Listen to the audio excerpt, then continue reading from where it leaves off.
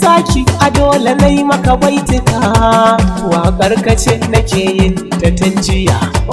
Sunan ka ya zaga dukkan nahiya, ka zage state din Najeriya, ka je ƙasashe har Saudiya, ya kare mutuncinsa kuɗin tsaya.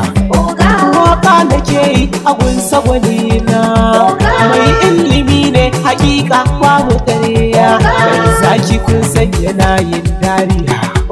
Lokacin ka ne kuma haka ne, yaran ka ne kuma ni dai ɗan ka ne, kuma haka ne wannan waƙar ka ce kuma ga ciki ɗan ka ne.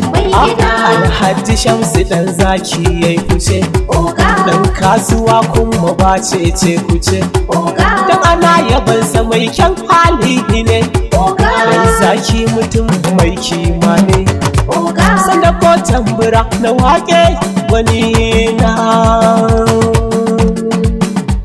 Wannan waka ce wadda Sa'ad Abdulkarim ya ɗauki nauyinta domin waƙe mai gidansa Alhaji Shamsu ɗan zaki. Don neman ƙarin bayani 070 38 38 72 11 daga M Shekana.